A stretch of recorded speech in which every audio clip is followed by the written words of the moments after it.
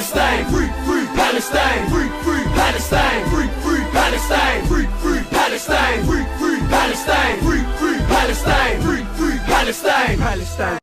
I'm now pleased to introduce to you the three speakers who will be part of this evening's roundtable discussion on how we can build solidarity with Palestine on campus. So first we have Laura, who is a Palestinian activist based in Montreal, originally from Jaffa, Palestine, and an organizer with the Palestinian Youth Movement. Laura was an organizer, with the Mcgill BDS Action Network and part of the successful BDS campaign at Student Society of Mcgill University. We then have Hossam, who is a Palestinian, originally from Windsor, and was involved in student-based activism during his time at the University of Windsor, primarily through the Palestine Solidarity Group. The majority of his focus as a student organizer was on building wider support for Palestine on campus and driving a BDS campaign via a referendum. And lastly, we have Yara, who is an organizer with the Palestinian Youth Movement in the Toronto chapter. Yara was an organizer at the McMaster University and involved with the successful BDS campaign at McMaster University Student Union. So welcome everyone. The format of tonight's meeting is going to be a roundtable discussion. Laura, Hossam, and Yara, have all been part of successful BDS campaigns, and tonight we will get a chance to sort of delve into how those campaigns were organized and what lessons we can draw from them, so we can all better advance the cause of Palestinian national liberation. As the facilitator, I will moderate this this discussion and occasionally share my own remarks. So I'm an undergraduate student and a student organizer in Toronto. I am involved with the Justice for Workers campaign, and I'm also a member of the Spring Socialist Network.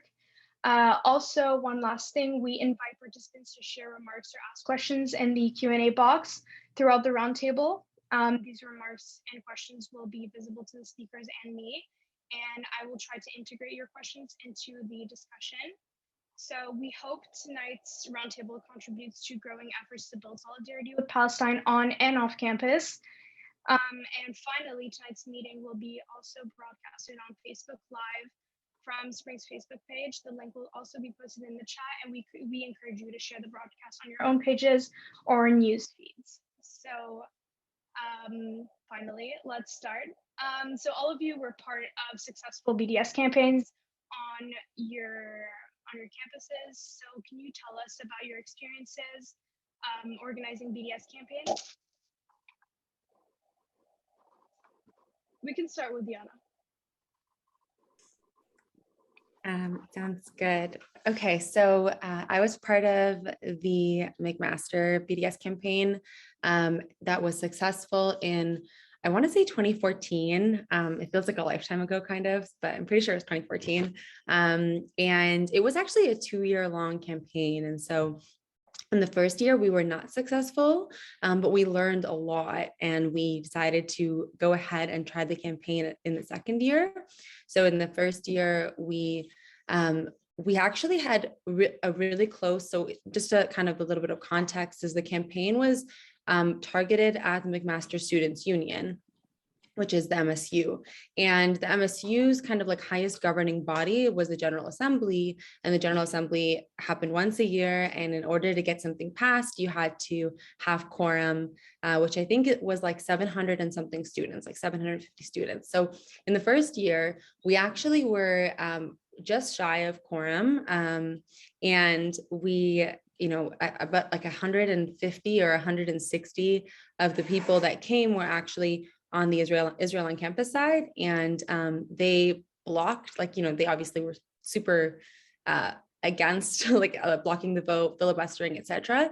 And then they left. And so when they left, we dropped in numbers, and the MSU obviously did not have the kind of mechanisms that it needed to do the count before the vote. So the MSU essentially counted 150 people short. And so that was a learning curve for us. And in the second year, we decided that we needed to A, push the MSU to follow its own rules, but also B, try to actually have quorum without the other side.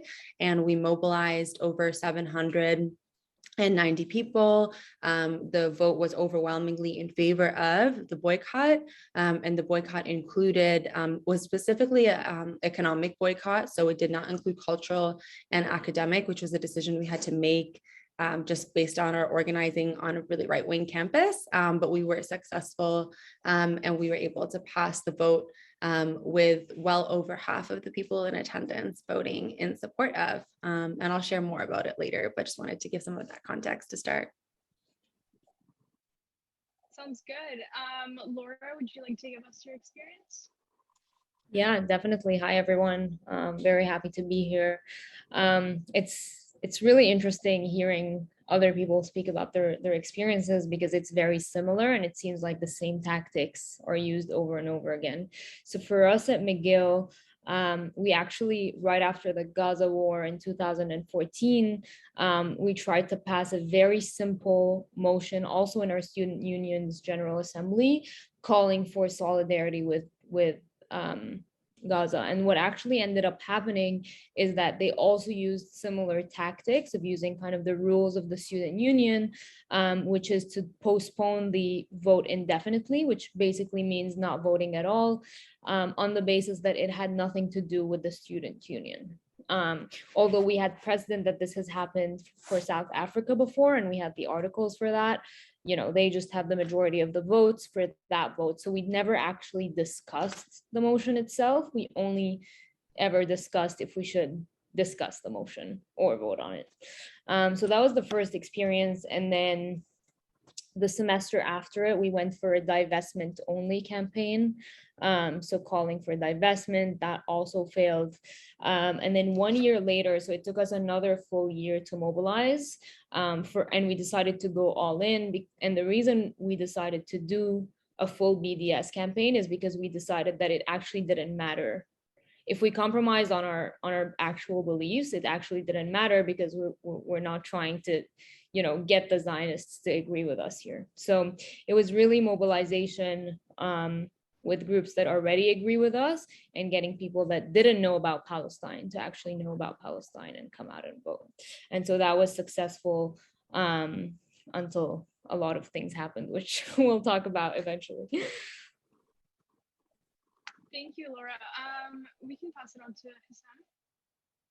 Thanks. Yeah, and so from the perspective of the University of Windsor at the PSG, we had a similar sort of series of events as Yara and Laura.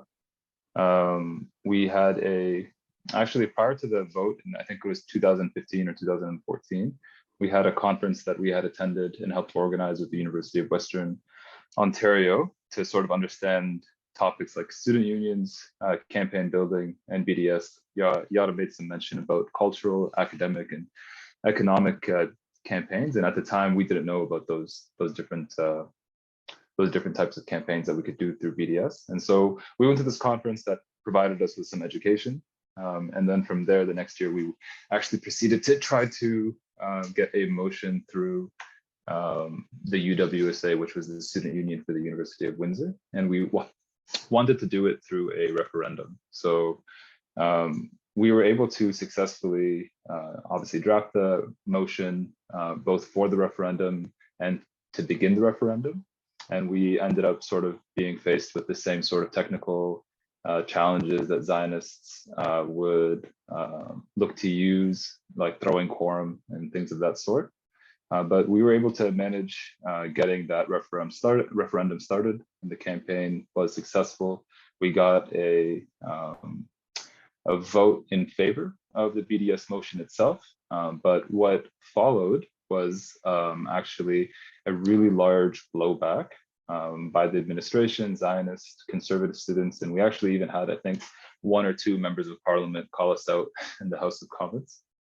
So that was sort of the thing that came afterwards, and it helps now, looking back, to be able to draw some lessons on what happened and how we failed, not just succeeded, because I think it's really important to look at both of those, both sides of that. So yeah, that's a little bit about what happened at the University of Windsor, and hopefully we can dive into the details.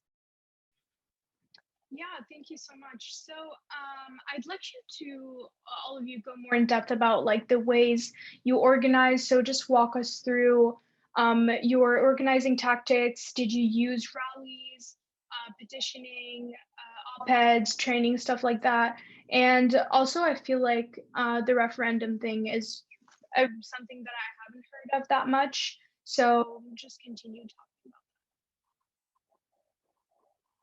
it. We can start with Yara again.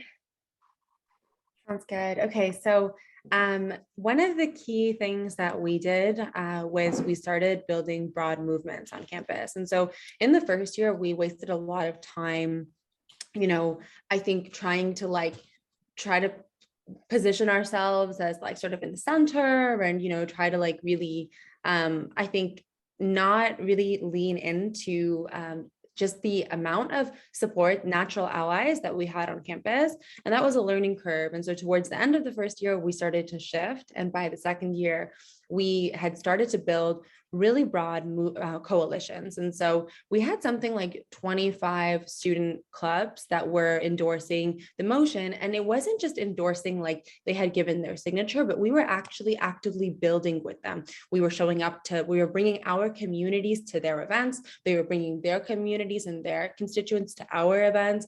We were building together. We were tabling together. We were trying to find ways that our movements kind of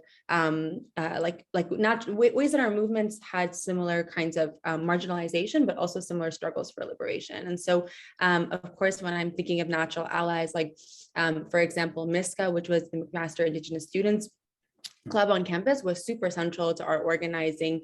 And so was the Young Communist League on campus. So like these are super natural allies that we should be leaning into. The Black Womanist Club, all of these folks were really pivotal in this like broad movement that we were building. And in that process, like a lot of the Palestinian and Arab youth that were organizing with us also were starting to engage with new struggles and learn about the ways that their struggles are similar to these other struggles.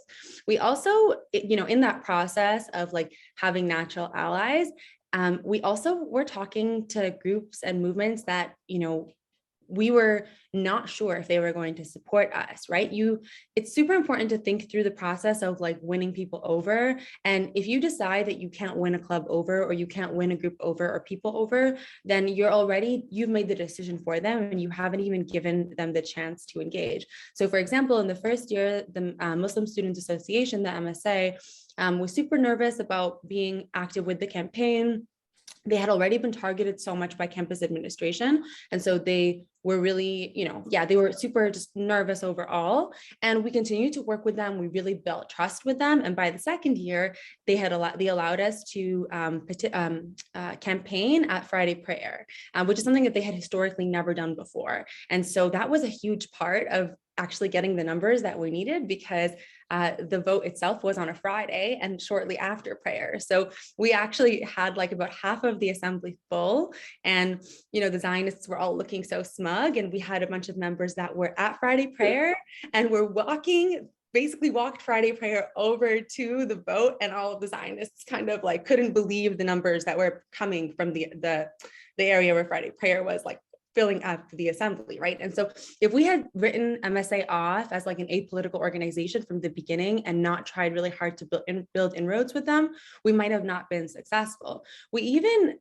ended up getting the endorsement of like a Christian organization on campus called Power to Change, simply because their president was Palestinian at the time. And if we didn't, like, we literally mapped out every single student club on campus and like put them in camps of like, okay, obviously a super right-wing club is not going to support us, so we're not going to waste our time there. But anyone in the center that we felt like we had a question mark over, we reached out to and tried to build with. We also combined political education with the more kinds of like public action. So we did rallies, we did banner drops, we did all of that stuff, and we tabled every week. We had a table in the student center. We were talking to people and so on, but we combined that all with political education. And so we had workshops once a week or once every 2 weeks, which was, every workshop was the same, BDS 101. Anybody could come in and drop in at any point, and everything we were trying to do at the tables, we're trying to direct people to these BDS 101 workshops that we held. And of course, we used like Israeli Apartheid Week and all of these different weeks on campus to support our work for the campaign. And then the other thing that I, sort of wanted to mention too, that I think really contributed to our success is we really leaned into the anger that we felt on campus. And so, Israel on campus was doing everything that they could to block us. So was Hillel. And one of the things that they tried to do was they tried to bring in an Israeli soldier, a bunch of IOF soldiers onto campus in the weeks leading up to the campaign or the weeks leading up to the vote. And one of the things that they were hoping to do by this was the event was structured as listen to regular Israelis talk about their lives. Like they really wanted to humanize these soldiers, these people who were active military members. And so we obviously were really angry. We tried to shut the event down. Campus administration wouldn't listen. So what did we do? We reached out to McMaster newspaper. We let them know that we were pulling a huge stunt leading up to the event. The soldiers were obviously not in uniform, but they were at the IOC table, Israel on campus table. And what did we do? We staged a die-in. And so we had a bunch of we had over 150 members standing, and then we had people going up onto the second floor with paper planes and dropped paper planes and blasted music, and we staged a die-in, and it caused a lot of buzz. And we had people all around the die-in holding pamphlets for our BDS 101 workshop that week, right? So really trying to use these public actions, whether it's rallies, etc., to bring people in to political education. And I think that was a huge part of why we were able to be successful. And I think we lent into our anger. We understood that anger was justified, and we wanted to direct it towards a successful campaign. Yeah, thank you, Yara. What about Laura? Yeah, definitely. So very similar in the sense that, we had the solidarity with Palestinian human rights, SPHR group on campus. But after 2 unsuccessful votes at the General Assembly, we decided to move away from that and have a coalition, which we called the Mcgill BDS Action Network. And by doing that, we were actually able to get in way more organizations and actually have them contribute directly to the campaign versus just being endorsers. So we're actually part of that network of people. So we were also able to get around 25 different groups, including some newspapers, and all the different kinds of groups that existed on campus. But in the time leading between our last 2 campaigns, which was about 6 months of school time, we really lined up like an escalation up till the General Assembly. And I think that's what actually made it very successful. And what we actually did was we had consistent meetings once every 2 weeks where we had one member of every club show up. We had booked multiple tables leading up to the campaign for tabling. We had a schedule for flyering so that we had people flyering all the time in the last 2 weeks. And we would have people from these groups engage in that flyering and tabling. So they actually felt as though they were part of the campaigns. We would meet with them regularly. So they had buy-in, complete buy-in into the campaign, and they would actually bring people to vote. We actually went a step further, and we had everyone make a list, of everyone that they knew on campus. And we rated those people from A to D on whether, A being they could get more people to vote, B being they're influential on campus, C, maybe they'll come and vote, and D is 10% will come and vote. And we actually did the numbers because that was the only way we were able to get enough people. And we needed to get enough people early because we could only fit 1,000 people in the General Assembly. So it was also numbers and first come, first serve kind of situation. And so leading up to that, other than tabling and flyering, we also had a week of events that catered to different kinds of people. So we had a film screening, we had a cultural event, we had a political education event, we had a speaker event, and they all kind of lined up. And when we would flyer about the events and the vote. So we kind of hit both both things. So we were really tactical about it after the first couple of times, because we had a lot of learnings on, what do you really need to do on campus to run a successful vote. And what I will say is that running non-successful votes is super important, because it actually brings people to you, because just naturally the fact that it's quote unquote controversial makes people want to learn more. And so part of being successful is being not successful at the beginning, to create that buzz so that people start coming to your events and learning about it throughout that 6-month period. That's amazing. Thank you. What about Hossam? Yeah, so actually, I wanted to take a quick second to talk about the conference that led up to our BDS vote, because I felt like it was actually a really important part of our education as the PSG at the University of Windsor. I just want to touch on the 3 different topics that were focused on at the conference. So we had a student union session, a campaign building session, and a BDS session. At the student union session, we were sort of being taught about the different votes that were available. So for example, right now, we did the referendum. I know that at different student unions, we can also do council votes. And then there was also the option of doing a general assembly vote. And so those options being available to us and us knowing sort of the different trade-offs helps people and organizers on campus really be able to make the decision for themselves about the route that they want to take. And then the other thing that we were taught about, of course, is Robert's Rules. Robert's Rules is something, along with a few other, I guess, ways of conducting interviews at the student union level. It's a great tool to have so that you can actually be able to navigate these like technical strategies that Zionists typically will take. So that's something at the student union session that we were sort of learning about and really being able to take away like actionable items.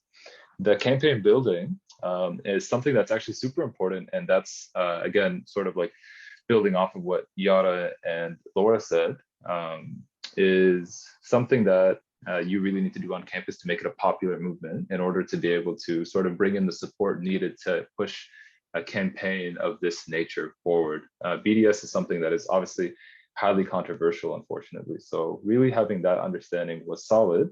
And then of course, again, like I mentioned, the BDS education. So just knowing what kind of different campaigns we can have. So the PSG wanted to do a referendum, and the referendum was going to be a way of being able to signify that this is like a popular movement on campus. This is the student voice that's speaking. And then the idea was eventually to be able to angle so that we could put together a campaign to actually do a divestment campaign at the administration level, not just at the student union level. So that was the ambition. I don't know that it went that way for the first year, but yeah, we ended up having the referendum. We pushed it through the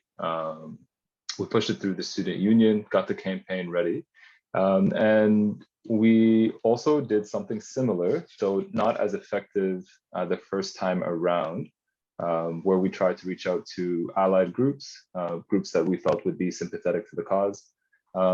And that's a great point from Yara about not writing off groups. I think that's something that maybe a lot of the times at the beginning you'll end up doing just through an experience, but that's definitely a solid point. So I don't want to reiterate too much from what Laura and Yara said, but I did want to point out, because we had such a intense blowback at the University of Windsor, sort of the things that happened as a result of us not doing coalition building properly. So as a result, after the BDS campaign had taken off and we ended up getting the vote, passing it, we ended up having actually quite a bit of pushback from the Zionists, like I said, conservative students, administration, a legal team, and donors that were putting pressure on the administration. And the fact that we didn't have a popular movement on campus made it so that there was room for Zionists to be able to claim and make claims about safety.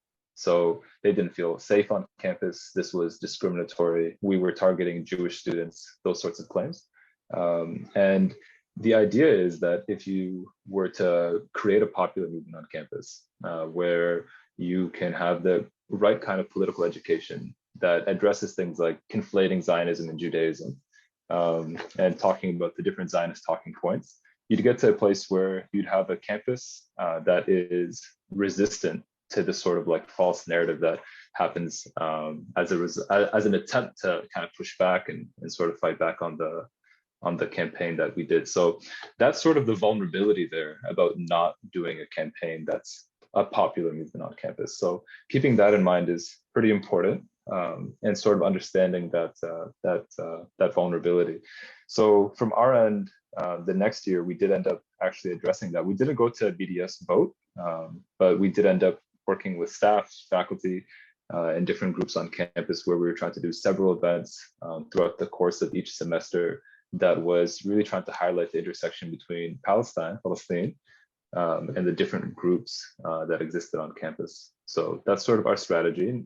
I wasn't there to see definitely feels like ancient times now, but I wasn't there to see the vote go through, but that's where we left it, coalition building.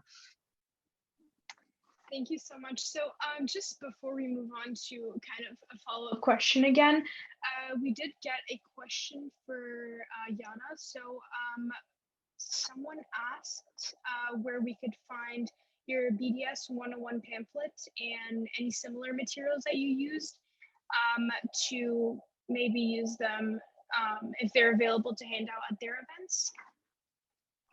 Oh gosh, it's been like 7 years maybe, but I will look into it. I will dig up some old drives and see if I still have it, which, I think moment of like self-crit here is like, we are so bad at institutionalizing our knowledge, and it's one of the things that I'll touch on later as one of the challenges that we have, but especially in university campus settings because of the way in which, like there's such high rates of turnover and so on. I feel like it's real, like so much information and valuable, both histories, but also resources get lost.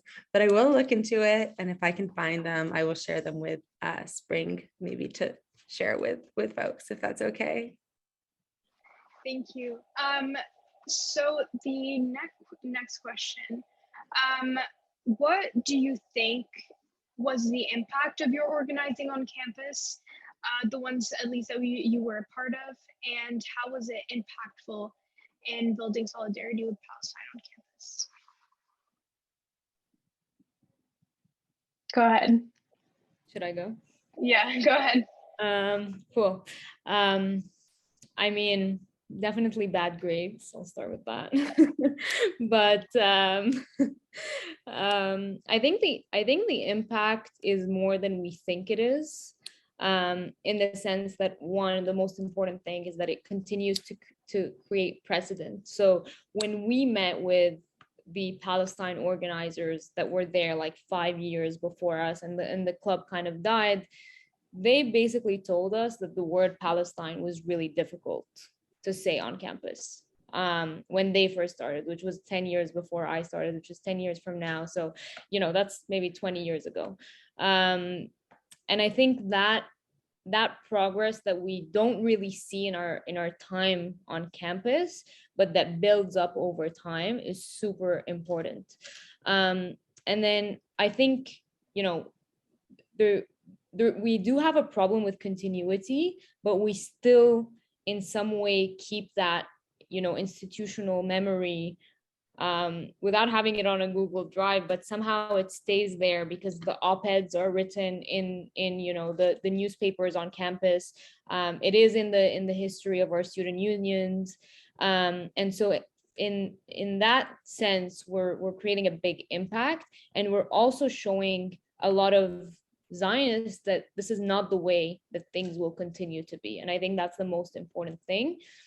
And also, we've changed a lot of people's opinions. Like, we've actually had people that were blindly following this narrative that were actually fully educated on this and have continuously changed their mind. And we were part of that process, which is super important.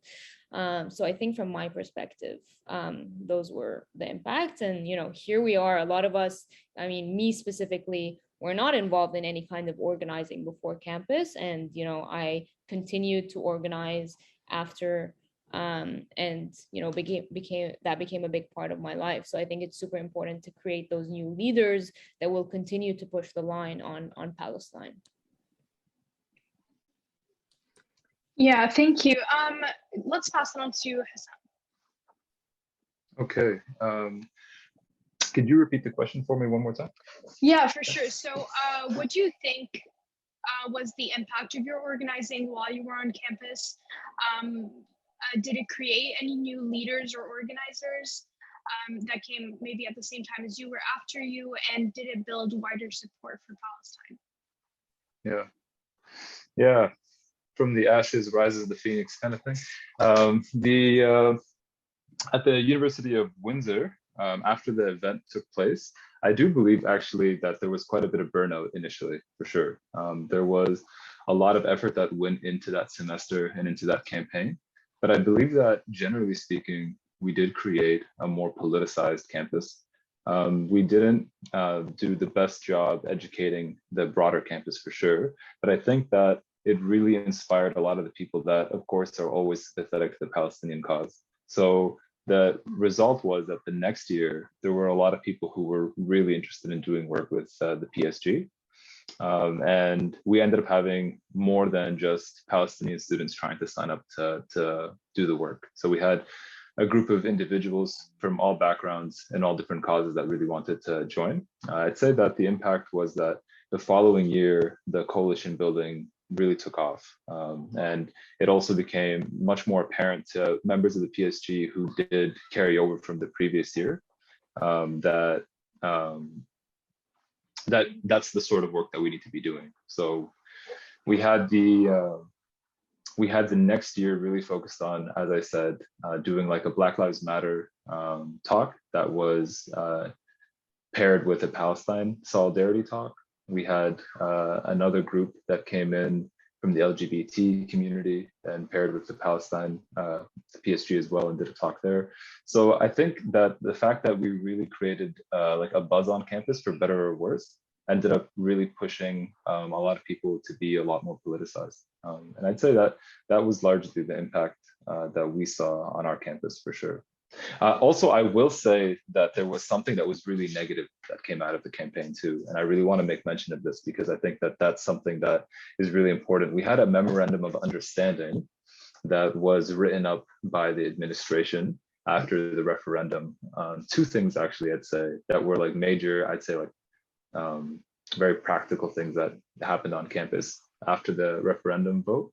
So not only did we have our referendum thrown out based on technicalities, so the administration actually ended up hiring a legal team to come in and investigate the validity of the referendum, ended up throwing it out. And then afterwards, they ran a campaign with the Zionist students on campus and the conservative students to gut the student union. Because at that point, the student union was really starting to seem like a threat to the donor base of the administration. So at that point, they ran the campaign. They did successfully gut it, but I don't think they got to the number that they needed to be able to really take stewardship of the student union. But the one thing that they did as a follow-up was to write the memorandum of understanding, which pretty much purposefully, really in a vague way, was written to say if there's anything that tarnishes the university's reputation, and I imagine in a material sense, that they could withhold the funds of the UWSA. And because the context was there that year, the current executive at the UWSA, or the executive at the time of the UWSA, did not sign. They knew what it was about. But the administration doesn't have year-over-year turnover, so they just maintained their position over the years. And I do believe now that that memorandum of understanding is actually signed.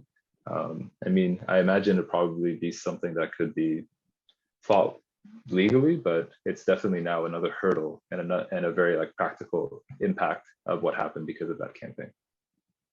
And something that people need to definitely plan for. Yeah, so thank you, everyone.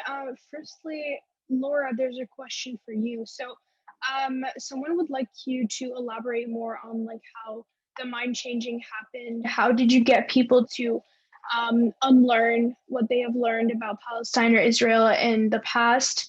And how did you get people to learn about this if they didn't know about it before?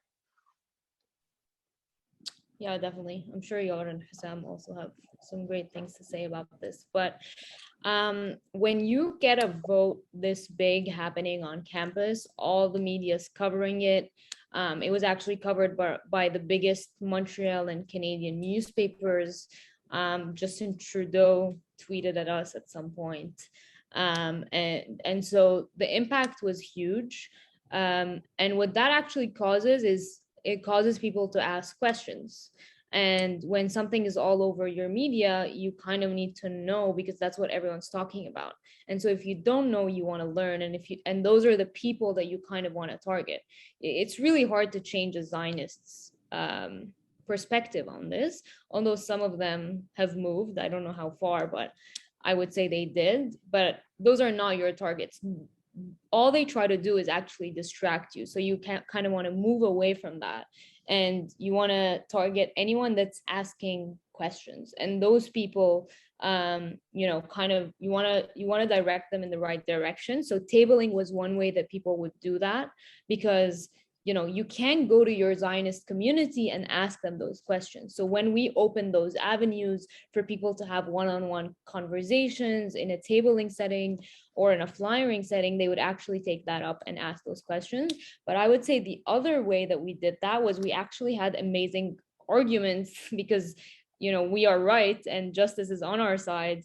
In our general assemblies where there would be 1,000 people. And so when they would hear these arguments, they would actually, you know, people that had a little bit of, some people would come and actually say, I want to hear the debate and I'll vote based on the debate, you know, and that kind of changed their mind on a lot of things. But I don't know, Yara and Hossam, did you guys do it differently? I mean, our General Assembly was so filled with Zionist filibustering that like nobody heard, well, so few arguments were heard, I'll say that much. But that point about people who are asking questions is such a good point, because I think like so often when we table, we're like trying to hand things out to people, waiting for people to come talk to us.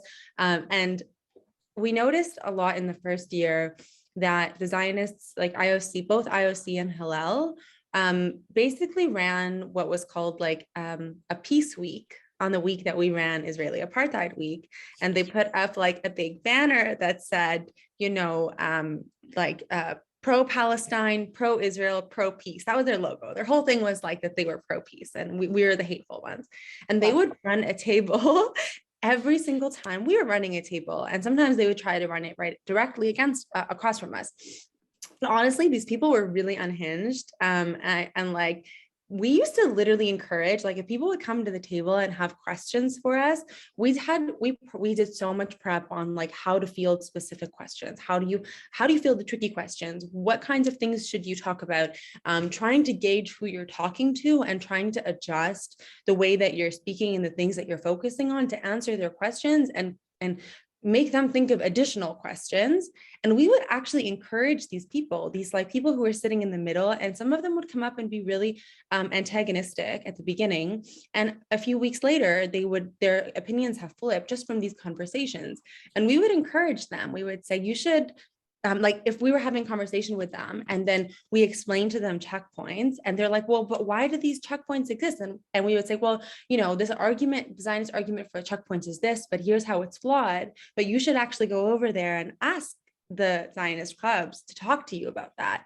And the person would go, and we had at multiple times people come back and be like, those people are like so hateful, because they actually would go and talk to them and they would hear like the Islamophobia, the Orientalism, the racism, when IOC would try to justify the checkpoints, that it would be like so unbearable to listen to. And we won so many people that way. So yeah, I just want to like really emphasize like people who are coming and asking questions, even if they're slightly antagonistic, but as long as they're not set in their position, those are the people that you want to try to win over.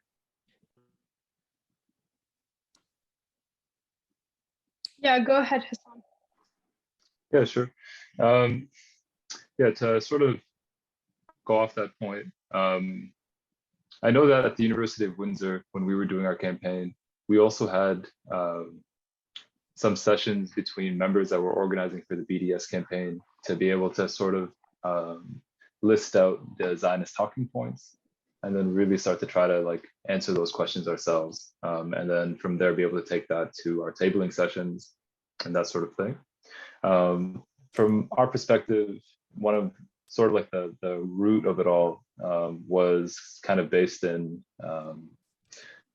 the conflation of Zionism and Judaism. So a lot of the arguments there that seem to sort of have like a leg to stand on from their perspective is that, hey, like this is strictly about hating Jewish students, and that really is built off of this conflation. And so when you're able to sort of like disambiguate that and be able to explain that Zionism is a political movement, that there is absolutely nothing wrong with criticizing a state or state policy, and that then after that pointing to the facts on the ground, people are dying. And then usually the response there is, well, people are dying on both ends. But a good explanation about, you know, a colonial movement and what that looks like, and how people who are historically the subject of colonial violence are not have the right to defend themselves. And actually, on a topical note, you know, that's sort of being seen now with the issue of Ukraine, where popular or Western media and the popular culture is really justifying resistance, which is actually correct. People who are being invaded and being subjected to colonial measures have the right to resist. And so kind of talking about this historical precedence, talking about the conflation of Zionism and Judaism, and being able to criticize state and state policy was really like sort of the core of our campaign when we would go to table and talk to students. And that was really helpful for us. I also want to echo Laura's point about not trying to convince Zionist students. I mean, hey, if they decide to swing our way, that's cool, but that's definitely not the responsibility of campaigners who are on the BDS side. From the perspective of campaigners on the BDS side, the idea is to be able to win over the popular movement with allied groups and people who are swinging, like, you know, they're sort of in the middle. And that's how you sort of build up your movement. Again, I don't think that in the case of, for instance, like a Black liberation movement, that, you know, we go talk to the KKK, for instance. And I would say the same thing for Palestinians trying to speak with a Zionist. There's no need. Can I add one tiny thing to that? Because I think that's such a good point. Also, the fact is that IOC and Hillel usually send people to try to waste your time, and like so that you don't talk to other people. So if you're tabling, chances are members of IOC and Hillel are going to come and antagonize you to try to debate with them and argue with them. And what they're banking on is that we are going to fall into that trap and waste the few hours that we have the table for, instead of talking to the people that we can win, instead arguing with them and going through their like super, like messed up kind of talking point, like throughout. And so it's really important to, like, aside from the fact that, you know, we're not going to win them over, they do it intentionally to try to drain us away from the people that they know we can win over. Yeah, thank you so much. So just as another follow-up to this question, someone asked, how exactly should we deal with being accused of being a part of anti-Semitic clubs on campus by people who refuse to listen or understand or unlearn? Any of you could go. I honestly think that that's just a distraction, and every single person falls in the trap of trying to justify that we're not anti-Semitic. And the minute you go down that route, you're going down a rabbit hole that never ends. And so, I mean, you know, what they tried to do at Mcgill was actually, they had these two Jewish students that didn't know where they stood to run a peace dialogue where like the leaders of both campaigns would come to talk to each other. And, you know, we had people in the middle kind of try and go just to see what that looks like. And it was terrible because they weren't there to actually talk. They only came the week before the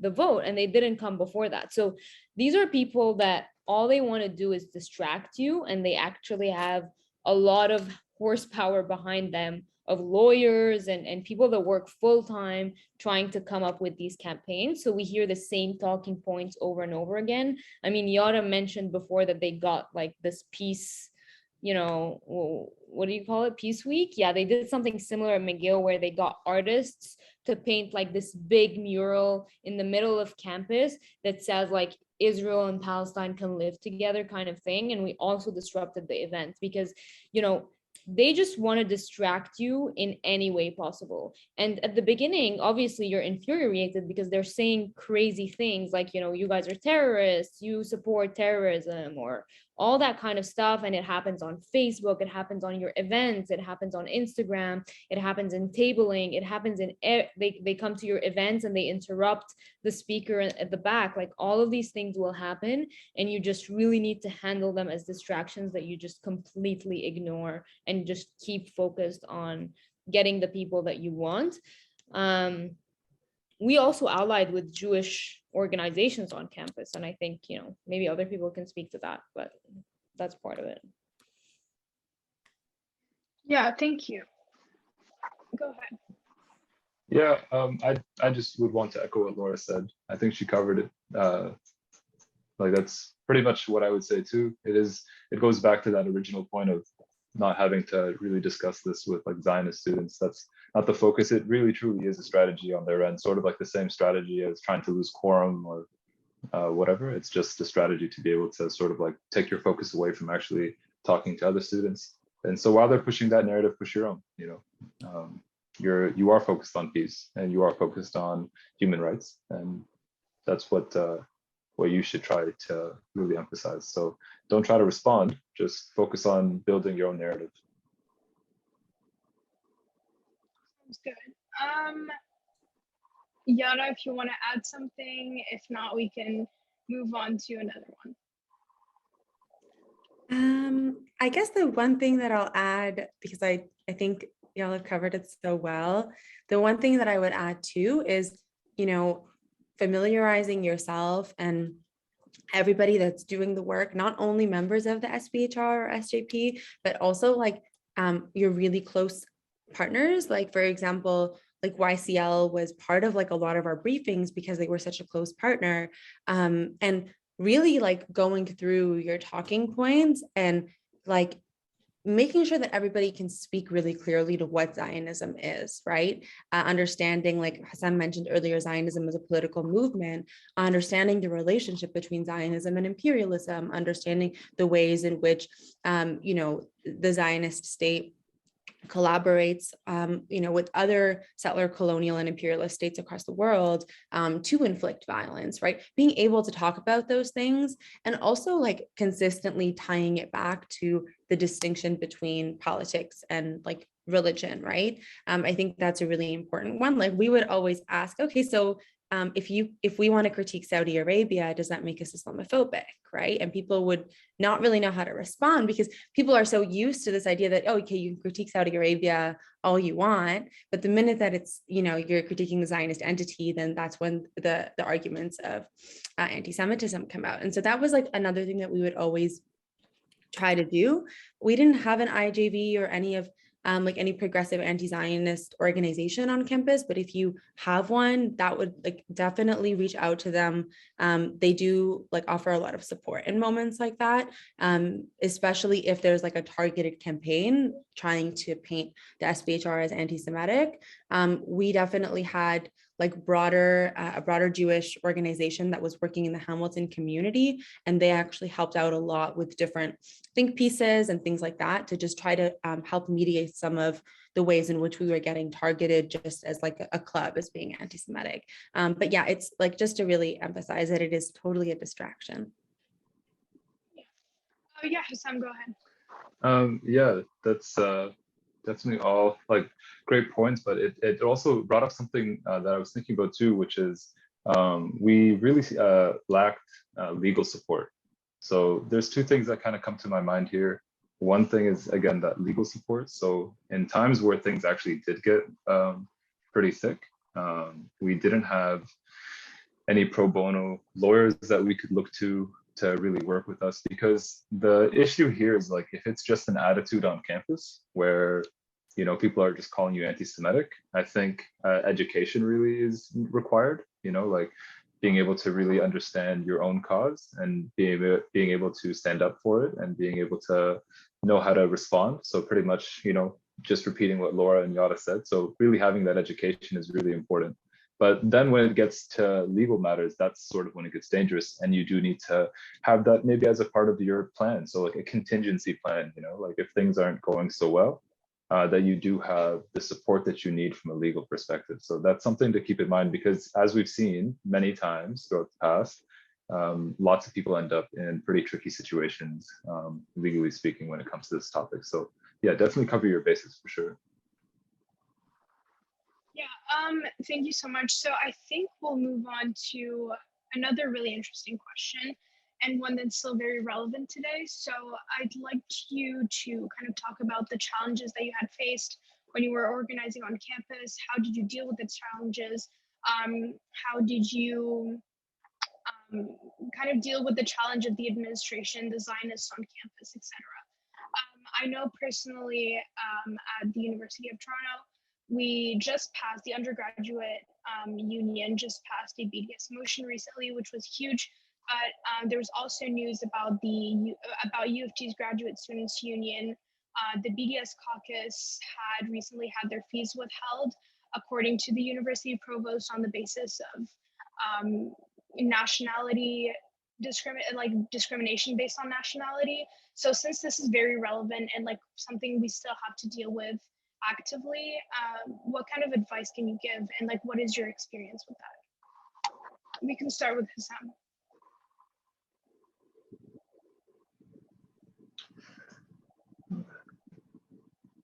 Yeah, well, we faced a lot of challenges. This is a fun subject because there was a ton that happened. So from our perspective at the PSG, what ended up happening after we passed the vote was quite a bit. Like I mentioned, we had a safety campaign that was launched by the Zionist students. They spoke about how they were feeling unsafe on campus, that there was a lot of discrimination, that we were targeting them. And the administration, I don't remember exactly how this happened. So I don't know if it was through an email to the administration that was sent incorrectly, but there was a leaked email that was sent to the entire student population, because the administration had sent, I'm pretty sure it was the student administration that had sent out an email from a donor. So a donor had sent an email to the administration. I guess that the administration was forwarding it and instead copied the students. And that email literally had language in it that was saying, like, you know, if you don't get involved and stop this campaign, that we will withdraw our funding. And I guess that was just one of many donors that were putting that kind of pressure on the administration. So that sort of got the administration involved, where they started to send emails, aside from that one, to the entire student population, talking about how they're looking into the referendum, that they take student safety very seriously, that this campaign is something that they're going to investigate. And then they did that. They hired a legal team. They housed the legal team on campus. The legal team was going to investigate the referendum. So the referendum, or the UWSA, was obligated to give over any sort of documentation that the legal team was requesting. And then they also started to take reports from students who felt unsafe because of the campaign. So they had quite a bit going from their end. And then eventually they did find a technical issue that they were able to pin onto the campaign. And from that end, I think it is also important to state here that really cross your T's and dot your I's. From our perspective, what ended up happening is that we did a paper campaign. So we had a lot of double counts. And when they saw that, you know, we paid the price. I don't know exactly how they would have swung it otherwise, but I'm sure they would have found something. But in any case, that's what they did find. They were able to throw out the vote based on that. But the idea here is that the administration hired a very expensive legal team to be able to come down and do this. And that's how seriously they took the campaign. So I think that's more the lesson to draw there. And then after that donor pressure, after throwing out the campaign, and they did that through a council vote, and they were sort of at that point legally obligated to do that. What ended up happening was the Zionists, the conservatives, and administration ran a campaign called None of the Above. And the idea here was that the UWSA had shown itself to be, a student union that isn't concerned with student safety, that there was, obviously they weren't following their procedures with the double counts. And so they really made a case for themselves, where they said that the student union pretty much needs to be gutted. And if you vote none of the above, then what will end up happening is for all of the different positions, they'll be vacant. And if the student union votes or positions go vacant, the administration has the right to step in and take hold of the funds and then pretty much gut the student union so that this can't happen in the future again, especially by way of getting funds, because the student union is a funded organization and that's what helps us organize on campus. So they were really going for the student union itself. And the other thing that they tried to do through that campaign is really like target the racialized students on campus. So this is something that was really interesting because a lot of the students that were running that year, anybody who was racialized stayed running, and everybody who wasn't, like almost at the same time, withdrew from the race. And then there was a lot of talk on campus, just like a buzz that there are like no white students running and that kind of thing. And so eventually it just came to a point where they actually did successfully totally throw out most of the student positions. They went vacant. And the next year was pretty much focused on trying to rebuild. And that's sort of the full extent of what we faced at the University of Windsor, at the PSG, and the repercussions that we faced from the administration. And not to go over the same details that we just went over, but the response or the ways in which we should have dealt with it was by building those popular movements, by trying to attain legal counsel prior to doing our campaign, those sorts of things. So that's our experience with it, and that is how far administration will go to protect its donor base. So that's how far we need to go to be able to protect the campaign, by doing the things that have been mentioned. I feel like you're telling our exact story, so it's kind of crazy.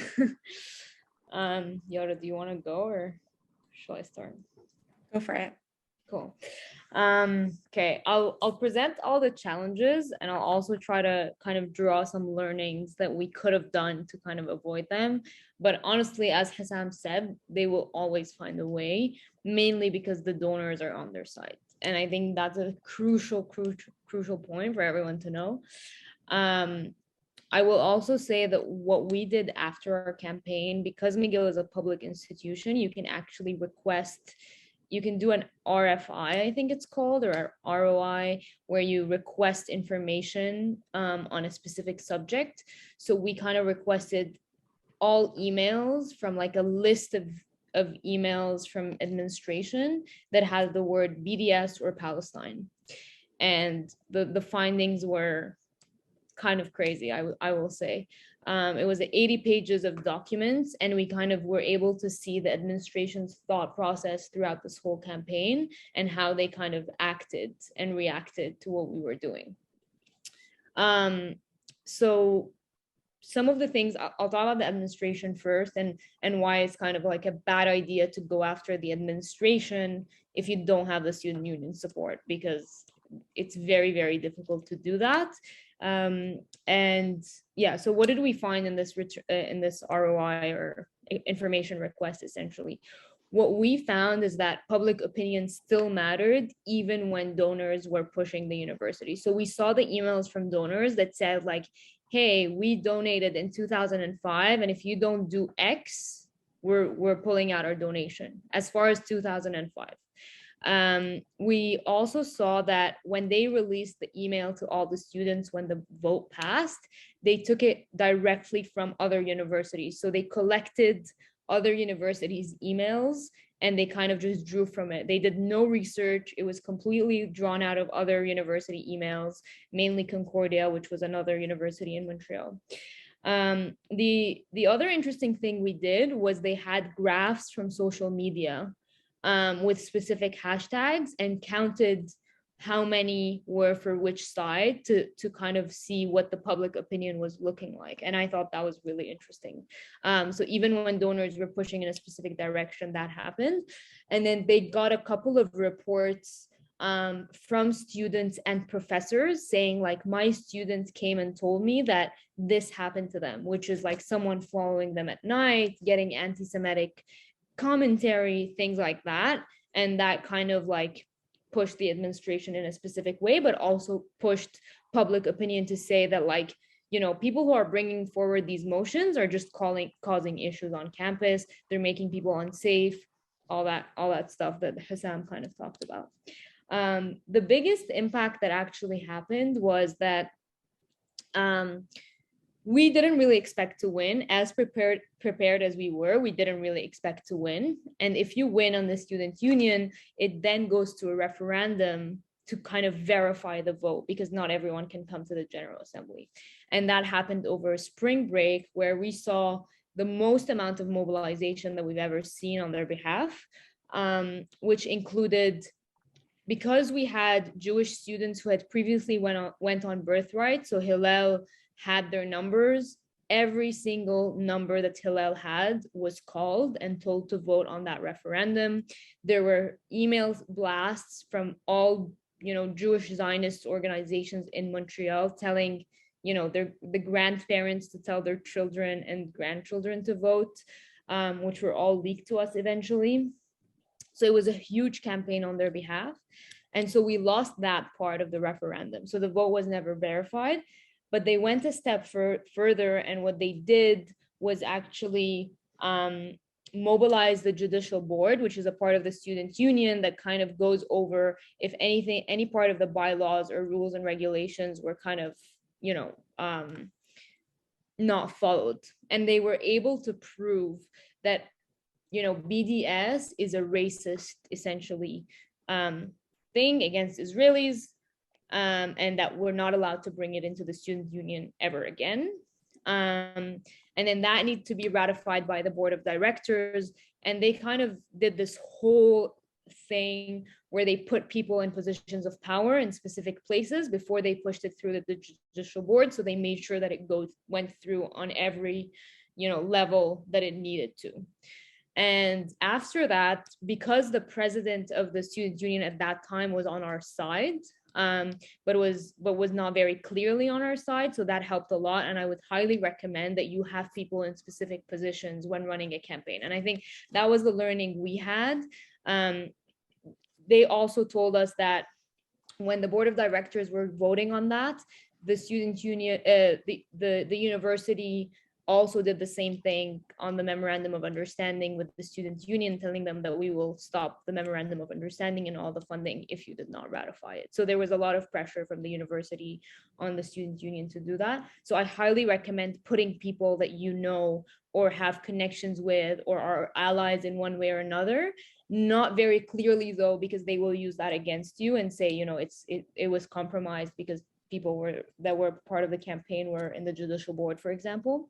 But that was super important, and it helped us a lot having someone in there. And when they put their people, you know, when there were Zionists on the boards, it really did not help a really bad situation. And then there was one more thing that I wanted to say. And then the other learning is that they're really good at getting lawyers to understand all of the bylaws of the student unions and learning all the loopholes that exist. So quorum, memorandum of understandings, you know, all those kind of loopholes, and how can they use those to just stop us in our tracks and not be able to mobilize anymore. And so learning those before you start anything is super, super crucial. And the way we did that, at least, is finding law students on our side. There are very little of them, but if you find someone that is in the law school, they'll be able to help you much more because they're within the context and they're able to read that kind of paperwork. Yeah, I think that's everything. So, and then, the last thing they did was they tried to run the whole student union leadership team to be on their side, and they propped people up that we didn't know were actually on their side until they made the mistake to say publicly that, like, we have people, because it was such an issue on campus that became like the top thing that people would talk about when they were running for elections. People would say, like, yeah, we have both the Israelis and the Palestinians on our side, and like that's when we knew that they were being propped up by, you know, the Zionist side, and kind of like had to retaliate again. But they pushed that so far that those people ended up winning, so that they can make sure that they continue to push legislation or bylaws in the student union that will prevent us in the future to ever bring something like this again. So they took us like 10 steps back at that moment, but I don't think that the political education or the precedent really goes back, or the learnings, I hope. Yeah, I think that last point is super important. And it's one of the things that I noted down too, was we ran people for SRA, which was like the student representative body. So like we learned that in the first year. And that's why it really resonated with me earlier, Laura, when you said that like the failed votes are actually, like the failed attempts are actually just as important as the one that passes. So we learned that we needed to run people for SRA. We learned that we needed to build a relationship with the MSU president. And we did all of those things so that we had people inside the SRA, and we had a relationship with the MSU president. And we anticipated the blowback because the blowback was so huge in the first year, even though we failed. And so what we did in the second year was we anticipated a lot of blowback, and we preemptively, because we had it in our minds that this was going to be successful, we even preemptively had professors ready to write a letter in support. So we met with all these different professors that we felt like could support us and a lot of them were actually supportive throughout the process, but they were basically on standby, ready to write a letter, like a letter of support. And they did to support the vote itself, right? And so when we were successful, that also helped mitigate a lot of the blowback. We also, like the point about, being really meticulous is really important that you made, Hossam, because like we did a lot of research about the different avenues that we could use to try to pass the BDS vote. And the reason we chose the MSU General Assembly is because it's like a irreversible. The administration cannot reverse the decision except for with another General Assembly, which means that the Zionists would have to get quorum in a counter vote to try to cancel the BDS motion. And so we did all of this research on that.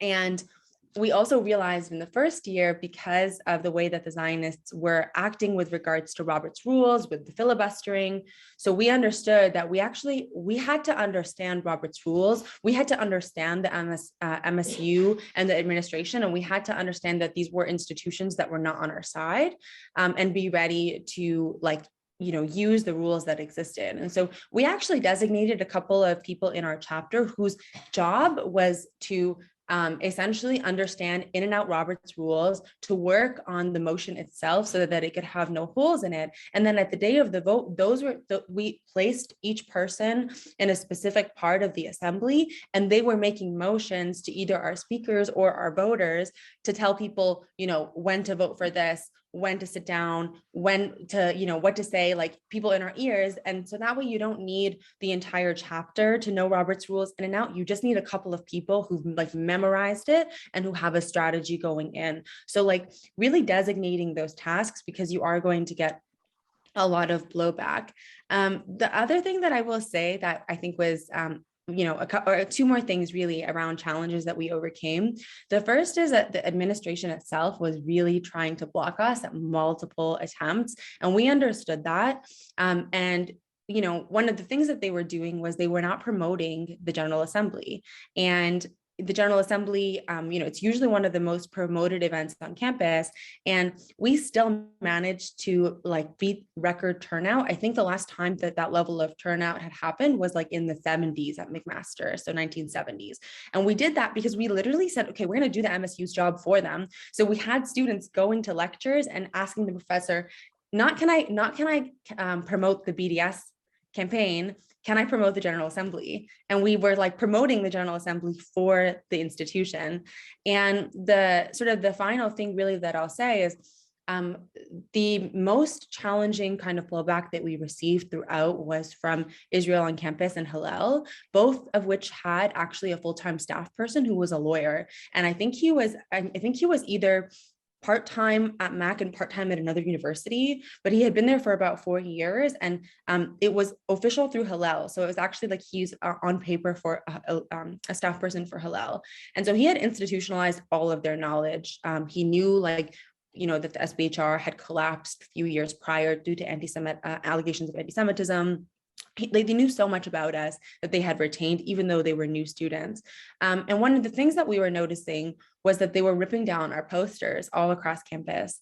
And we would, go through the process of getting the posters approved, because we knew that if we didn't have the stamps on them, we couldn't, then the university could take them down. So we were really meticulous about everything that we did to make sure we weren't breaking any rules. And we knew that our posters were getting ripped down, and we knew that it was coming from Israel on campus. And so we actually set up a bunch of posters next to their office and sat a student in there with a camera and got their president on camera ripping down one of our posters and posted it on Facebook. And it resulted in a huge uproar. And actually IOC almost was completely silent in the blowback portion. So Hillel took a lot of the activism around the blowback because IOC had been so shamed, because that was the week right before the BDS campaign. And they got penalized by the university. They had to return funds to the university, all kinds of things. But that was something that we planned to do on the premise that we had to play, we really had to play a game. We had to lean into these campaign tactics and tools and do our best to try to understand the rules and make sure that we were not, all of our members were prepped. Do not rip down their posters. Do not, we have to follow the rules, even if they're not following the rules, but we have to catch them when they do kind of break the rules in that way. So that was one of the strategies that we used as well, is really trying to be meticulous in the way that we understood the rules, and in the ways that we set ourselves up in a way so in anticipation for the level of blowback. So I think the amount of blowback that we get is just indicative of how afraid they are of the success of BDS on campus, not necessarily because it has a huge economic impact, but because of the kinds of activists that it creates, because of the kind of wide mobilizations that happen. And a lot of those students that organized with us in those coalitions, are still organizing on Palestine today, are still posting about Palestine, have shifted entire communities because of their organizing in these campaigns. So I just cannot underscore enough how important these campaigns are. And if they weren't so important, we wouldn't be receiving this level of blowback. Yeah, thank you, Yara. So I'd say one question just to conclude this. It's a very interesting discussion, but unfortunately it has to come to an end. So just a quick word on a lesson you learned when you were an organizer on campus, and one piece of advice that you would give to new organizers. We can start with Hossam. Yeah, great question. I feel like I'm being repetitive here, but I'd say the biggest thing that I would encourage, actually maybe from this angle, biggest thing I'd encourage is and it's been mentioned before in this talk, is really embracing and being okay with failing. I know that sort of sounds like a motivational trope, but it is a truth, if you aren't going to do something because you feel like you're going to fail, then you probably just won't do the actual thing. So, and not only that, you won't be able to derive the lessons. I think everybody here so far, between the three of us, have talked about how we did well, but we also all have pretty big stories about failure. And because of that, we were able to move the needle a little bit the next time around. And for the people who come around the next time, they're able to also learn from our failures. So I don't think that we're striving to like completely succeed at every effort that we undertake. But I think we should actually be just trying to do the work. And if it works, great. And if we fail, we take lessons from it. So that's sort of the big lesson there.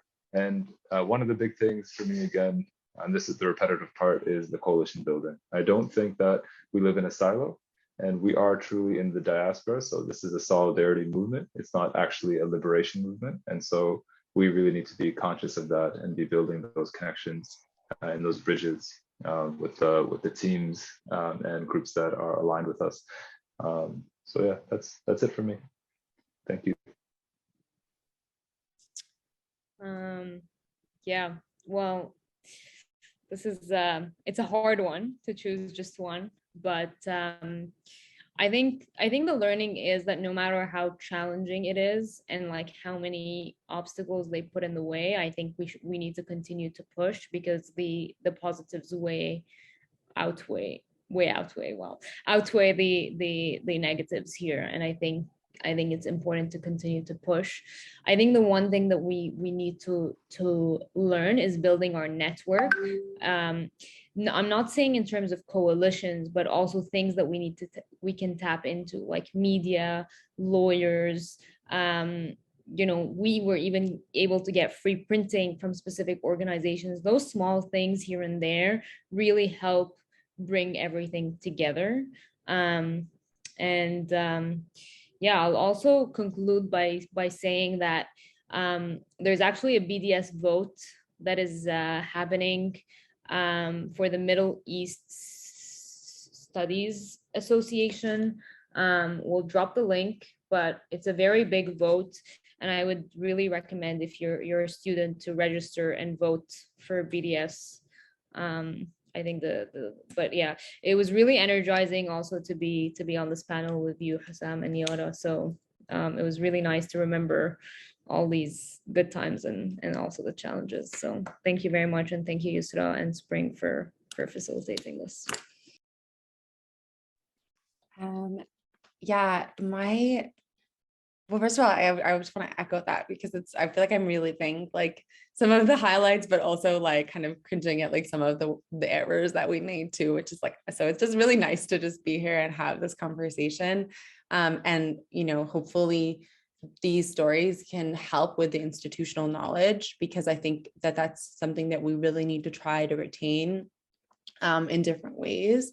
I think one of the biggest things that I would encourage is to just honestly get involved and to have fun with it, like, build community around it, like have as many different ways to energize the SPHR. Don't treat it like it's just meant to be like only about work, like build relationships with the people that you're building coalitions with, and celebrate every win that you can, but also you like have a lot of like reflective sessions where you engage and like are open to looking at the ways that you need to, like where things are falling short, because I think, we need to be able to like consistently reassess and analyze the successes that we're having, and also look at room for growth. And so I think if we had given up after that first BDS vote, McMaster wouldn't have like the BDS motion that it does, right? But instead we went back to the drawing board, and we were determined that we were going to do it again. And we mapped out all of our failures and like reframed around ways to improve and grow. But I can't recommend enough just like having fun with it and like trying to build a community around it, because honestly, if you're trying to build like mass coalitions on campus, chances are you're going to have a lot of late nights. You're going to, be like there's a lot of work that needs to be put into it. And like, if you can't make, like, you need to be able to like have those experiences with your comrades and feel really like happy about the community that you're building while you do it. So that's kind of one of the things that I would really encourage. And also, I think just like, maybe I should have said this as the first thing, since it's a little bit more on like the serious side, but I think also having conversations with like as a club about the things that, you know, who's comfortable in what ways and who's comfortable being in public eyes. Like one of the things that we didn't really know when we began organizing, like we didn't realize Canary Mission was a thing. It was like there were maybe 10 people on it, and the entire McMaster SPHR got put on Canary Mission. Like everybody got put on it because we didn't even know what it was at the time. Thankfully, we've progressed past that now. We are all aware of what it is, but really being able to like have these conversations honestly. And like, you know, if you feel nervous about getting involved because of Canary Mission, go to your SPHR meeting, talk to them, and find ways that you could help that are not in the public eye. Like we have to be able to accommodate each other and like create cultures of like where we feel secure in our organizing, and we don't let things like Canary Mission and, you know, the Zionist strategies intimidate us. And that means, you know, creating room for people to be involved in ways that, you know, might be aware of the fact that not everybody is in a place where they can get put on the website, right? Some of us are, you know, precarious positions around citizenship and so on. So really just creating like spaces where we can be honest about these things and anticipate for these things, and create like these communities on campus where we can not let the bullying and all of these tactics really stop us from organizing. And I think that that's one of like the key things that I learned for sure. And yeah, just wanted to say thanks again to Spring and to Laura and Hossam. Like it's been so nice to go down this road to memory lane. And Youssra, thank you so much for helping guide the conversation and leading us through it. Thank you so much, guys. So obviously it's been a great conversation. I feel like it would be much more interesting to continue down the path.